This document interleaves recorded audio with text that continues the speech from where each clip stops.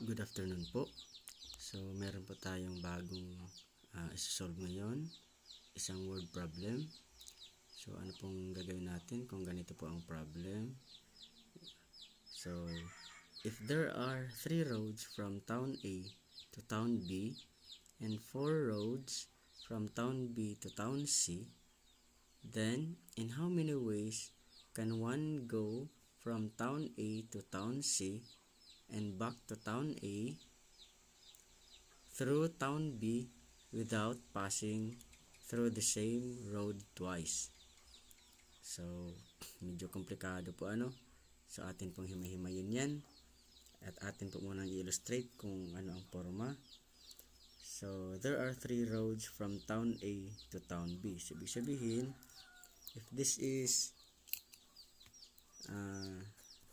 town A,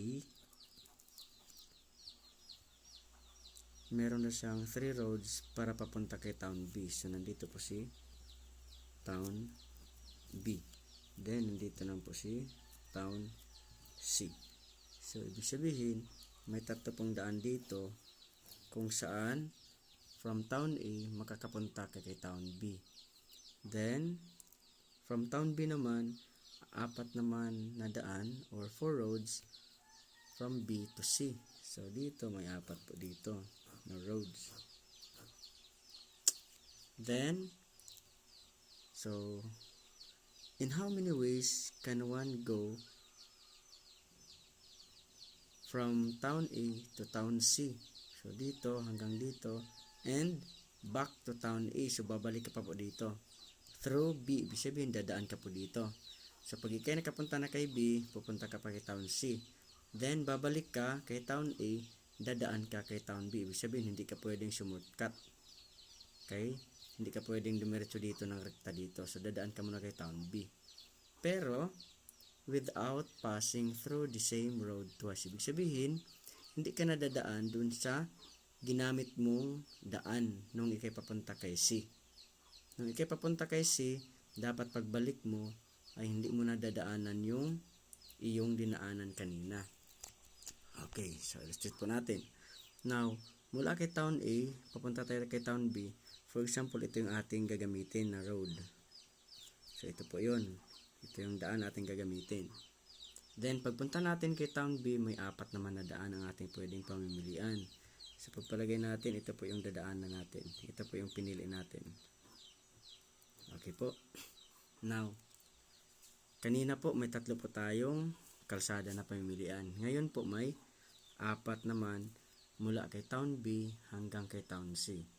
Then ngayon, nakarating na tayo kay town C, babalik tayo kay town A, pero dadaan tayo kay town B. At, ang isa pang dito, hindi ka na pwedeng dumaan dun sa dinaanan mo.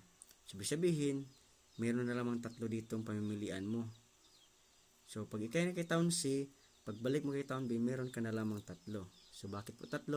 The condition is, you are not going to pass through the same road twice. So, hindi ka na pwedeng bumalik dito.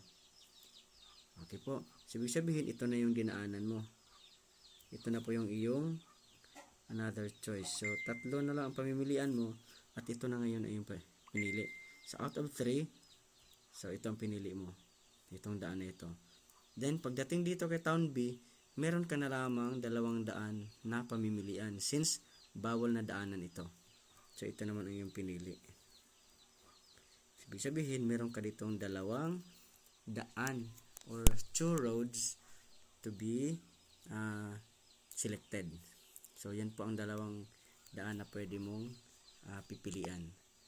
Ulitin ko po, mula town A to town B, may 3 ka pong roads na pwede mong pamimilian. So, ito yung pinili mo, then nakarating ka po kay town B. Pagdating kay town B, meron pong 4 na roads na pwede mong pamimilian.